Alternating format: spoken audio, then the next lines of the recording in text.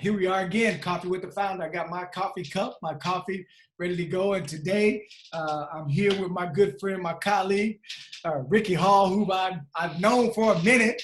And I'm happy that you were able to join us, Rickey. What we're trying to do here, Rickey, is really introduce people to the folks that we know that are in my network, but also are part of the WPC family, just to let folks know what good work folks are doing, not only when they come to the conference, but also when they get back. I think so many times people meet speakers, meet presenters, but they don't know about the work people do when they get back home. So this is the opportunity to introduce people to some of the folks that I know that I've been collaborating with, so on and so forth. So let's just say I meet you somewhere on a plane or at an airport or at a grocery store, and I introduce myself. I'm Eddie. And I ask you, who are you? What do you do? What's your work? What's your research? How would you respond to that? Who is this guy here with us today? Sure. First, let me say it's a pleasure to be a part of your network. And so it's a pleasure to have had the opportunity to get to know you and work with you over the years. You certainly have been a trailblazer in many respects for the wonderful work that you do around racism, white privilege, and white supremacy. So appreciate all that you bring to the table.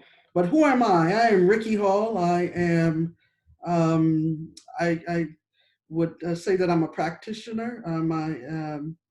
That's where my expertise lies. I'm not a faculty member. I'm not a researcher. I've always been an administrator at a college or university. My work has been in diversity, equity, and inclusion, and my work has focused on making higher education institutions more accessible, welcoming, inclusive, and affirming of students of color, first generation students, low income, students who were previously in foster care and or in other marginalized groups. So that's how I would introduce myself. That's been the bulk of my work as a practitioner. Yeah, well, what a time for leadership amongst this COVID-19. And I'm wondering, like, from the vantage point that you sit from an administrative level, I mean, what's the role of leaders now? As we look at this unprecedented time, what do you find yourself thinking about doing, grappling with, as we're looking at this time of quarantine, shelter in place, COVID-19? Well, certainly, I think the role of leaders is to communicate often, because when there's fear, anxiety, people can make things up, and there's a lot of misinformation out there. And so, I think those leaders that people look to, those leaders with credibility, it's important that they communicate often. I think there needs to be transparency, and I believe in sharing what we know, and if we don't know things, also saying that. Um, I think it's the role of a leader to step up and challenge some of the xenophobia, racism, and other things that moments like this bring out. While the moments like this certainly bring out the best in people, they certainly can bring out the worst in some. And I think we need to challenge those things. Um, I think certainly it's the role of a leader when they can, where they can, to provide support and comfort to those who have been impacted. I think all of us certainly have been impacted by this COVID-19, this virus, but we know that some have been impacted more than others. I often talk about, and I do, thinking about privilege, I do feel incredibly privileged to have a position that I could work remotely from. I know folks that they're in roles that they couldn't do that. They're essential workers, and I appreciate all that they're doing. I say that every day. I have a couple of sisters who work in healthcare settings, and so they're considered essential workers. And so making sure that they're safe and so forth. But also I know that there are folks that have been laid off or furloughed. And so a lot of people are hurting. And then certainly those folks who are impacted because a family member or close friend or colleague has the virus, and even worse, I know some folks who their family members have passed away due to the virus. And so I think as a leader, it's important to be there, to show support, to show compassion, um, all those things that I said, that I think that's part of showing leadership. Yeah, I wanna ask you a little bit more about COVID-19, specifically as it relates to being there at the University of Washington, there in the Pacific Northwest, just to kind of see how, first of all, you're doing, how you're managing that, and then also your students, your staff, the university community, even the city from your vantage point. But before that, I'm wondering, did you grow up thinking, this is what I want to do? Like, how did you find yourself in this position? Is this something you always wanted to do, or what happened to bring you along the path that you're on right now? No, I certainly didn't grow up thinking that I would be a university diversity officer. It's interesting because I get asked that often, and I say I certainly didn't, and I didn't even grow up thinking that I would work at a college or university. And it's interesting. And let me step back and say, I'm first generation, low income, and of course I'm a person of color. So all of those things framed kind of my worldview, and I didn't have access to certain things until I was at college. And so I always tell the story of how I even ended up working in colleges and universities. I was just a really engaged undergraduate student. In particular, I was engaged with organizations of color, but also when things happened on campus that I saw as an injustice, that I'd be a part of challenging the institution or challenging the administrators around some of these things. But even being so actively engaged as I was as a student, I really didn't, it wasn't until my junior year that it dawned on me that folks I was working with, I worked very closely with a lot of staff in particular in student activities and student support programs and admission and those things. But it never had dawned on me that those were professions, that those were jobs that you can aspire to. And it wasn't until my junior year that a light bulb kind of went on, and I asked an associate director in campus programs and student activities, said, how do I get a job like yours? And she talked about these graduate programs, in higher education, student personnel, those things that prepare you to do jobs like the job she was in. And then it was at that moment that I set out to go into student affairs. So I wasn't even looking at multicultural or diversity affairs. I was thinking just student affairs in general. And so, because it's not, that there aren't undergraduate degrees programs for student affairs practitioner. Most folks that end up in the field, I think it's changing a bit now, but at least when I was coming through, people kind of stumbled into it. And so I kind of stumbled into it and went to graduate school. And while I was in graduate school, had graduate assistantships that allowed me to see a variety of things, from admissions to student support services to working in multicultural affairs. And at the end of my graduate career, what I was most passionate about was working with underrepresented and marginalized students. And so it was then that I decided that I wanted to work in student affairs, but in particular in multicultural affairs. And that's how I began my career. And at some point, these positions, institutions started hiring positions of what they call chief diversity officers. And so the field started to grow. And so then I saw myself more on the pathway to becoming what I call a diversity officer, and here at the university diversity officer. And so I got on that path. And so I've always been in diversity affairs, multicultural affairs, from the beginning of my career at colleges and universities. Yeah, yeah. Um, that's helpful. I appreciate that, and it's amazing how the not only the title of the job has changed, but the number of job opportunities, even around the diversity and equity aspect of administration and higher ed, has changed. And who knows what it's going to be like after quarantine. Right. But let's go there. Like, how are you doing during this time? Because we've just been asking people, I mean, just how are you handling, how are you taking care during this quarantine time? And what's your sense of how the community is doing there at the university, but also the larger community where you live? Sure. In general, I've been fine.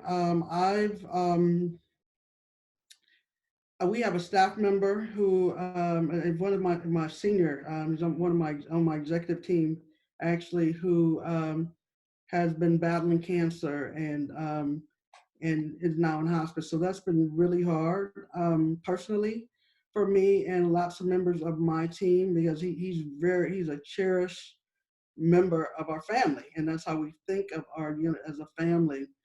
And so that in itself has been hard, but beyond that, I've been okay. Like I said, I've been okay. I've been able to transition to working remotely, trying to get some balance and make sure that I'm staying healthy, because it's easy when you're now at home in between meetings to snack. And I just don't want to put on a whole lot of weight. And so, so trying to manage that. Also, given the moment we're in, it can be stressful, a lot of anxiety. At the beginning of this, I was listening to a lot of the reports, reading a lot. And as you know, it's, things are constantly evolving, and you hear one thing one day and you hear one thing the next.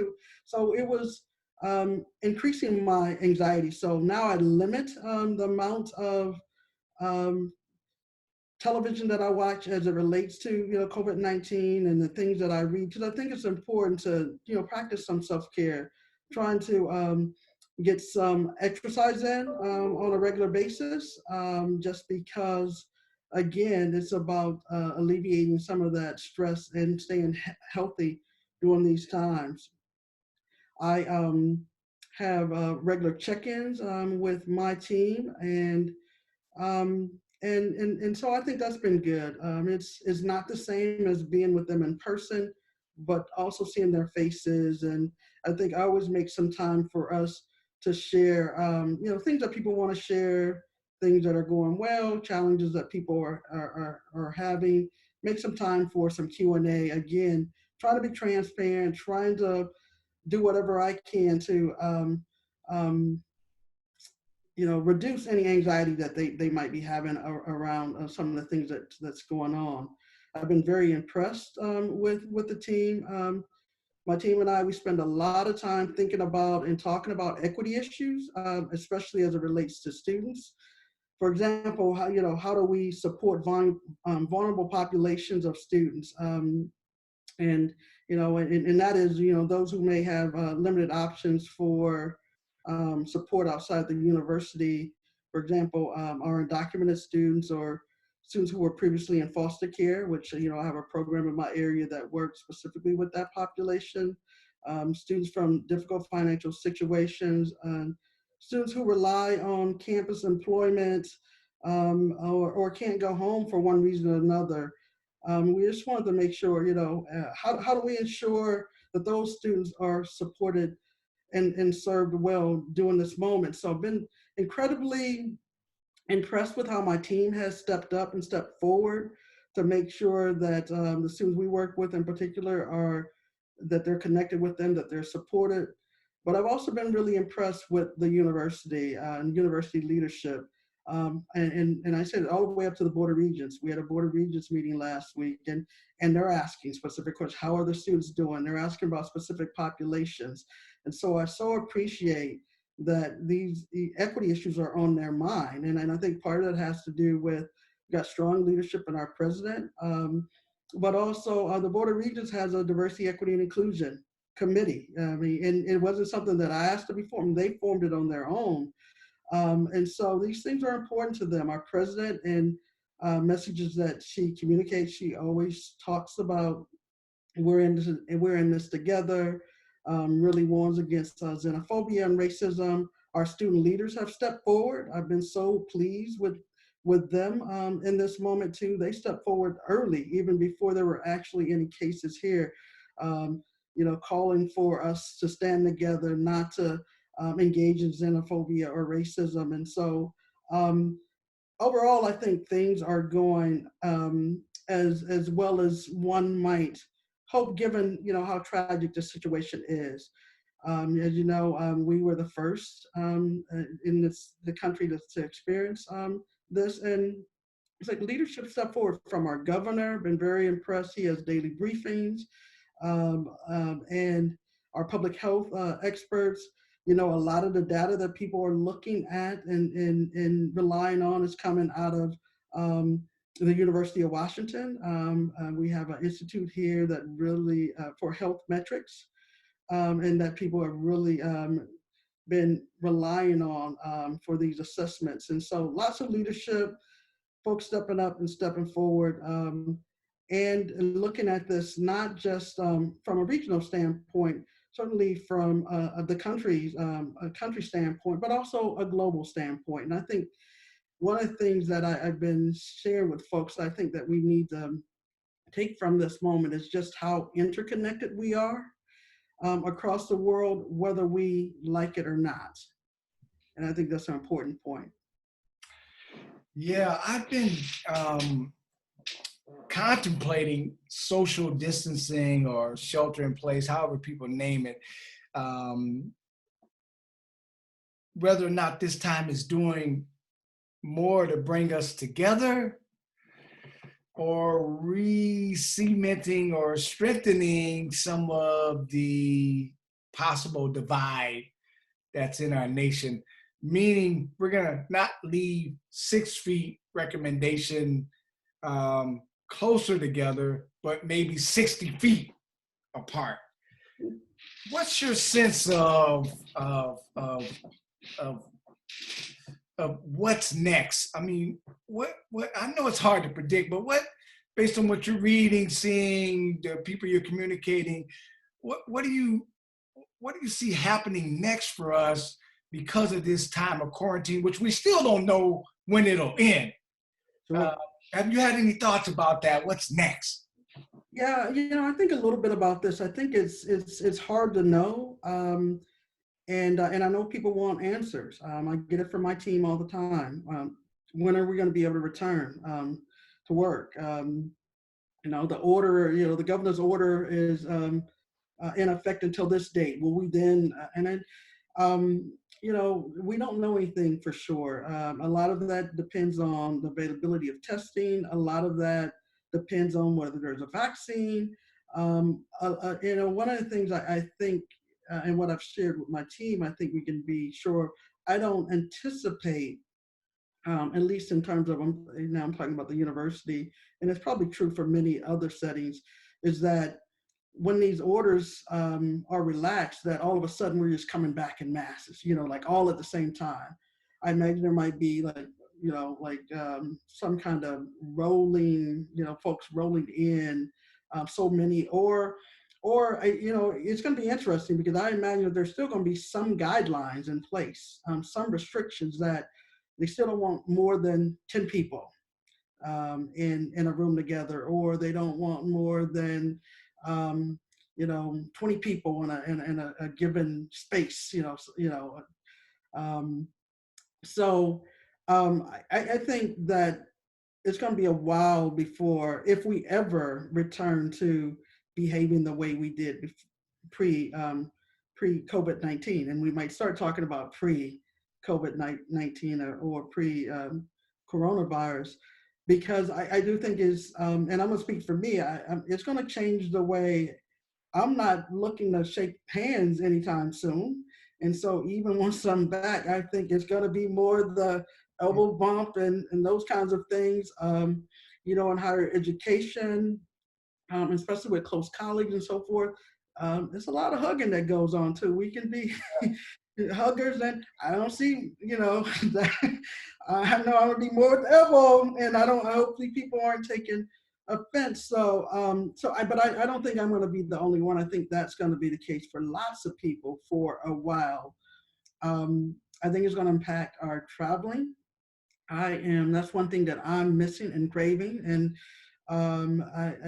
my closest friends and relatives are in the Midwest, and I have close relatives in Atlanta, and so wanting to do some traveling to just so that I could see them, and um, but I don't know how soon, even once things start to public health experts start to lift some of the restrictions.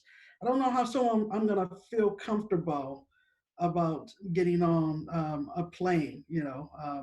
Really, so I know some people are like, soon as I can, I'm like, yeah, I need to let some time go by to see what happens once, we have mass folks, traveling again. Is there a spike? Does something happen? Just because I think this virus is serious. And I know there was some playing down of it initially. I think it was tragic because there were some myths out there that Black people couldn't get it. And now we see actually that the disparities in terms of that we got it, and that we had higher mortality rates and hospitalization rates, based on the virus. I think a lot of it had to do with some of the myths that were out there at the beginning. I think it also has to do with access to care. I think it also has to do with um, a lot of folks not being as healthy, that we tend to, have diabetes, high blood pressure, and higher rates, those kinds of things that really make contracting something like this virus even more dangerous. So I don't know any life post COVID-19, what that will be like, but I do think that we're going to be altered, if not forever, at least for a while, in terms of how we interact and how we engage. And so your hypothesis about possibly creating further divides, I mean, there might certainly physical divides might be there. It's going to be interesting to see, things like this sometimes bring the country together across political, racial, all those kind of divides. And I think we're seeing some of that. Like I said, you see the best of people, but we're also seeing some of the worst of people. You know how that goes. You've been there too. That folks, they'll use these moments to come for you for anything. They will use these moments to interpret anything that you might say to try to manufacture a controversy, and that might likely happen even with these interviews that you post. But so we're in that kind of moment too. So it's interesting to see the good that's taking place, but also there are so many people actively working to divide and will continue to actively work to divide because it works to their benefit. Yeah. So much work ahead of us, I think, in reference to post-COVID-19. However, I mean, we still got some stuff to deal with in the midst of it. So it's going to be Absolutely. interesting. But I do remember getting on a plane a week or so before, the quarantine, and people wiping off the tray of the plane, the handles of the plane. And I mean, I wonder what that's going to look like now when you get on a plane after, post. So That is going to be interesting. That was something that I did anyway. I always brought Clorox wipes, yeah, just because I just thought, in particular the tray, but I would, and people would look at me funny, back because I'm wiping my trays, I'm wiping the seatbelt before I would plug in, and the armrests and stuff like that. But it was just because, and it happened after one time I got on the plane and I let down the tray, and it was just, it was like all this stuff fell onto and I was just like, nah, no, Yeah. so after that, it just made it a habit. So Yeah. I know I'm not going to be the only one now. There'll be probably most folks doing that going forward. Yeah, I'm picturing cans of Lysol. I don't know I don't know. I'm trying. I know I'm making light of it, but it's a serious matter because I just So very serious and tragic. so much uncertainty that I'm partially laughing just to keep myself healthy, I think. And so, but I just, it worries me that we just don't know. Let me ask you about leadership again, but in a different way, Sure. Black leadership.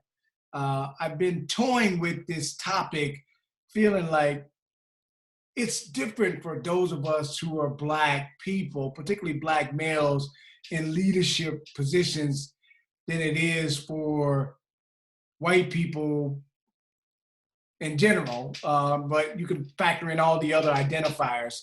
But just going with the term Black leadership, um, how would you define that? Do you think that's worthy of a separate definition? Do you experience things differently from a leadership position because you're a Black man?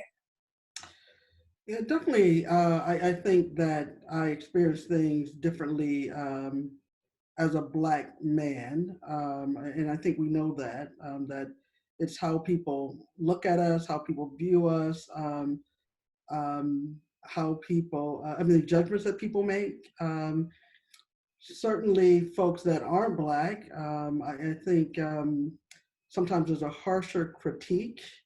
I think there's sometimes less room for us to make mistakes. I just know so many Black male colleagues who had been in inside these institutions, but also in other fields, even nonprofit organizations, that they'll make a mistake and you can point to somebody making same or similar mistake that where there was some grace given, but they're not given that same grace and being shown the door, or marginalized or isolated, but there's a real cost sometimes.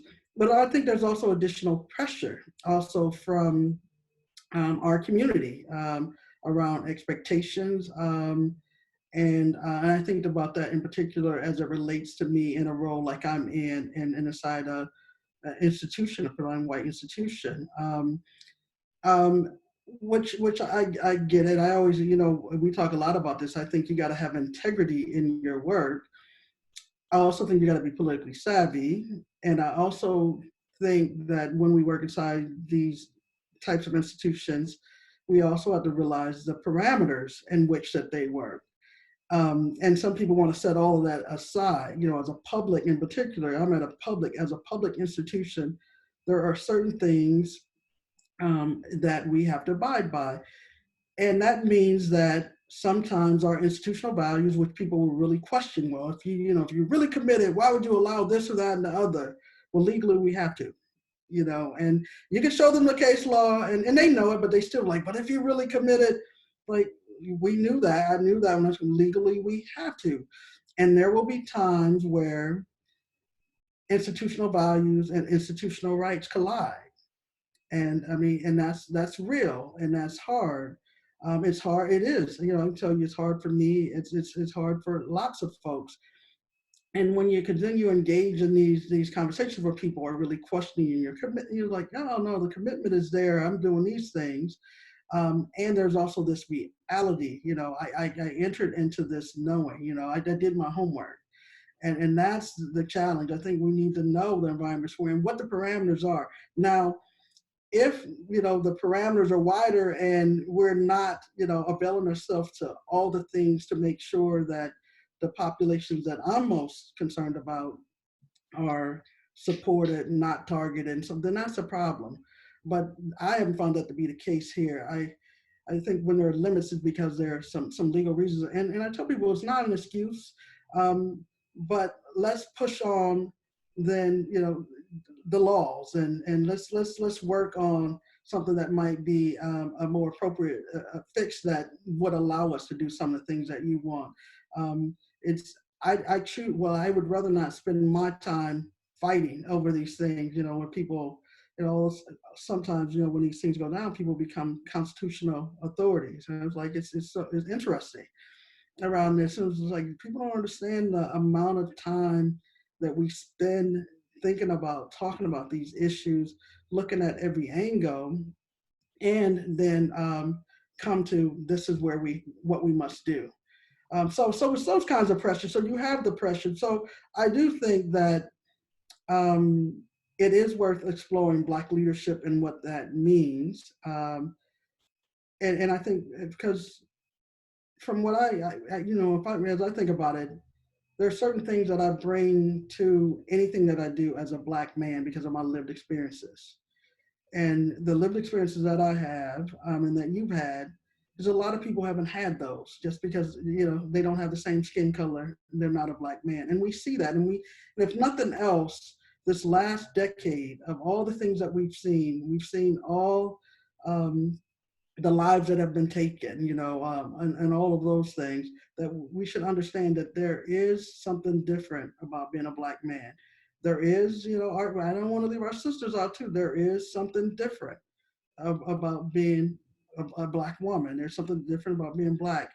And we also know in recent years, there's been a lot of anti-Blackness, including from some other communities of color. And so I think it's important to talk about. I know some people will get mad about that, but that's real. And I think that's an important conversation that we need to have across. And how do we better support each other, and how are we better allies to each other? Something I've been thinking about in reference to quarantine is budget cuts. Sure. Is I think worth saying and worth coming to grips that there are going to be some things cut when we come back. Absolutely. Often, sometimes the first thing to go is diversity. So if you're arguing for the importance, whether it's for your institution or other institutions, to keep positions like yours in place, what would be some of your reasons why your job, what you do, is important for the university or for an organization that may have a diversity office or a school district? Because sometimes these jobs are the last to get formed and the first to go. That's good. Well, one of the things I will say, at least here, this job wasn't the last to be formed. It's been around for 52 years. So it's probably the oldest in the country, and probably, certainly the oldest that's always been at a VP level. And because of that, I honestly would say I don't worry as much. Certainly don't worry about the office disappearing. Now, will there be pain? I think there's going to be pain all across the institution. I mean, I think that's real, that there's going to be pain across the country, that there's going to be cuts in all kinds of sectors. And so, yes, we're going to probably experience some of that, but we will still be standing. I have no doubt about that. But in general, you know, and I'm glad you asked this question, because it is an issue, and it's something to think about and worry about, because it's true. We know that, and you can point to, you know, other times where either there was a recession and other things where these positions were cut, or they're in the process of hiring someone and then they decide not to. All of a sudden, it's not as important to do anymore. What I would say, especially at a time like this, is that what you're going to find, in particular, the populations that an office like mine supports, underrepresented, marginalized groups, those groups are going to be hurting. They're going to need more support. They're going to be targeted more than ever. This is a time that you need folks like me and people on my team. You need people with particular expertise. This is a time where people do need to pull together. I think that folks like me, we have the expertise to really talk about why, it's important to work effectively across difference, and how do you do that? How do we learn from each other? How do we grow and not become divisive at a time like this, because it's easy, especially when you start having cuts for people to really, turn inward and try to hold on and not work together. And I think actually it's more important that we collaborate and that we work better together, that we, because resources are going to be more scarce, that you leverage those resources. And I think people in units like ours are particularly skilled at doing that, have done that. Again, like I said, I think the populations that we work with in particular are going to be looking to us more now.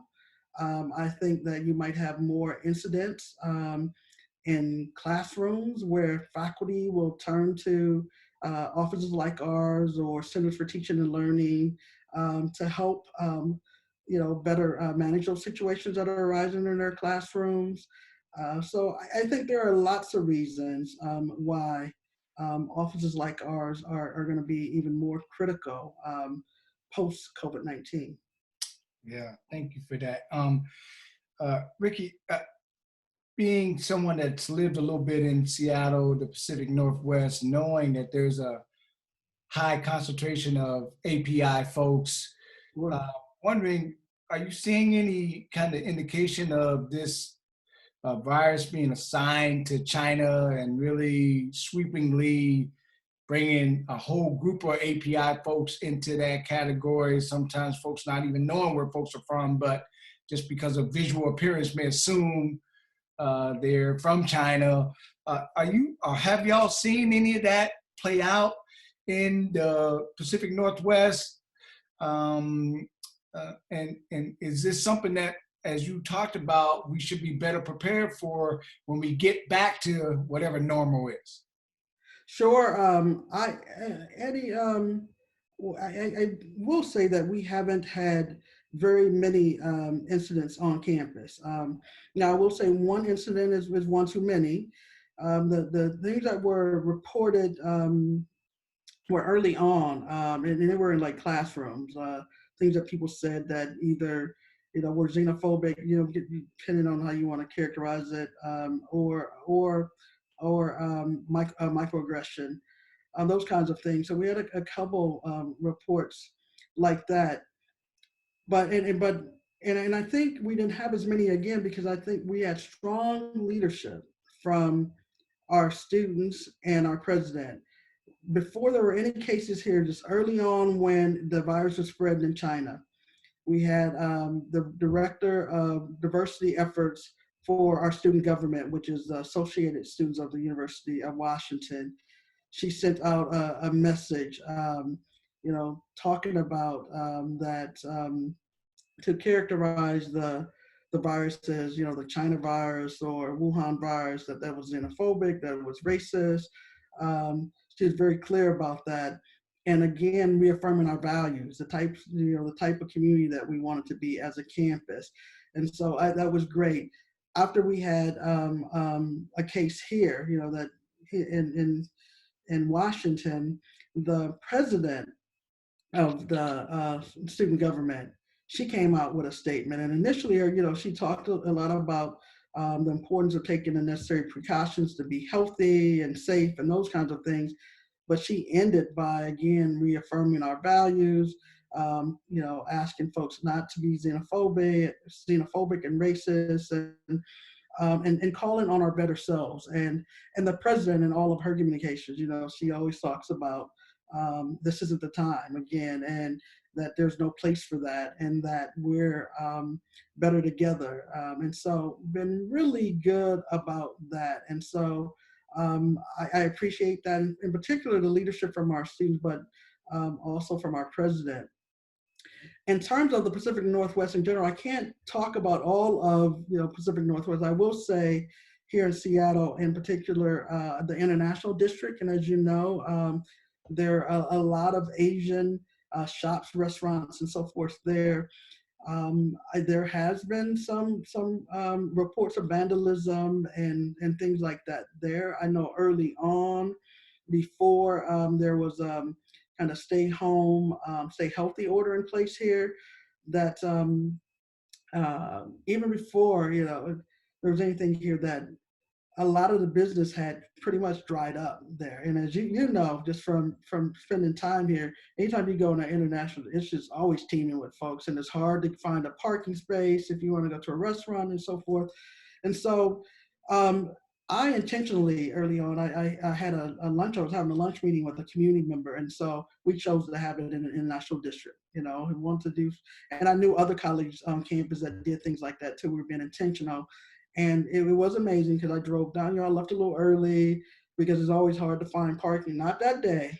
I pulled right in. And again, so that was an indication that already people were starting to pull back and, have concerns. And that's was interesting because there was nothing here yet. But again, I think it's some of that in our mind, who these people are.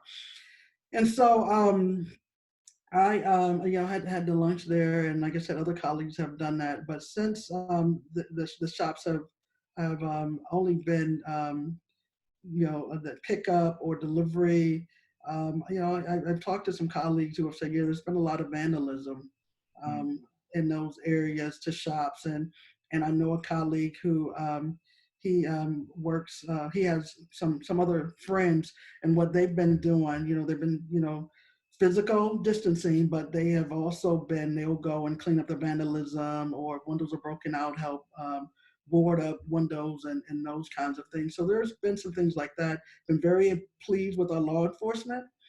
They've come out publicly about this, not just Seattle, Bellevue. I remember like the sheriff's department over there early on, really talking about this will not be tolerated, the xenophobia and if they see acts of vandal, what they would do, all those things. So I appreciate that they've come out so forcefully here. Yeah, that's great. That's great. Well, listen, bro, I mean, I know you so well. We could keep going another half hour. We haven't even talked about Iowa and some of our great days back then, but we wanted to try to keep these concise, and I've appreciated the knowledge that you've been able to share with us.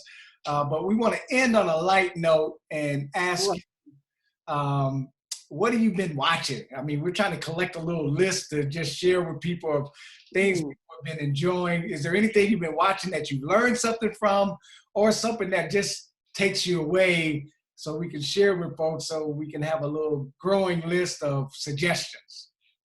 Yeah, I've been, one of the things that I watched, and I watched the whole series, and it was a friend of mine had suggested it, and it's Gangster of Harlem, and I don't know if have you heard of it? I have. That is, I forget the brother's name. Forrest Whitaker. Forrest Whitaker. Yes. Yeah. Yes. And Yes. so I didn't know anything about it, and I started watching it. Man, I can't wait till the second series because hey, I went through that. Yeah, I went through that, and then I'd been hearing so much, and I shouldn't even admit this one, but been hearing so much talk about Tiger King. And I was hearing it, and people were, have you seen it? You got to see it. And because I didn't even have a Netflix account. And then after seeing this on, hearing people talking about television, on social media, friends constantly asking, you got to, and so I finally got Netflix and I watched the Tiger King, and that was interesting. That was interesting. I'm gonna leave it there. All right. Well, I appreciate that. Well, since you got Netflix, I'm gonna suggest one to you that was suggested to me by a good friend, Kevin Jennings, and it's called Unorthodox. Okay. So I'm gonna leave it there. It's just, for me, was a real powerful show that really I enjoyed. And I don't know if you're a Hulu follower or a Hulu subscription, but lots of people, we've had a few people even recommended here, have been talking about Little Fires Everywhere. Little Fires Everywhere. Okay, got it. That's one. Well, I think both of those shows in different ways are two of the top that I've seen in the last at least couple years. And Little Fires Everywhere stars Kerry Washington and Reese Witherspoon. Sure. Sure. And I think they are both delivering some of the best acting I've seen them deliver in their career. It's Okay. phenomenal. So I'll leave you with those two, and then we appreciate the two you gave us. Tiger King. All right. Have you ever watched it? Man, I plead the fifth. That's all I'm saying. I'm pleading the fifth. I know. I was a little embarrassed for even admitting it, but you know, it's one of those things. You know, it's out of curiosity because like I said, I didn't want a Netflix because it was like, you know, I got enough work, and then when I am home, you know, like then, you know, in the evenings and out late night, you know, I'll watch TV, and I was like, I watch too much TV. I really don't need it. So I didn't want Netflix, but I was just constantly, and then very good friend of mine was like, man, you got to watch this. You got to watch this so we can talk about it. So I finally did it. But like Gangster of Harlem, I really enjoyed that. I think that's worth watching. Yeah, I'm gonna definitely add that to my queue. Bruh, I appreciate you, man. The years of always supporting me. Again, when not a lot of people in your position were doing so. And I think more and more people now from your position support Sin Folks, but you've always been a supporter of me, bro. And I just want to let you know how much I appreciate that, man. And looking forward to continuing to collaborate the next few years. Absolutely. I look forward. I appreciate you as well. Thank you as always. All right, man. Take care. Peace. Peace. Peace, brother. Take care. Bye-bye.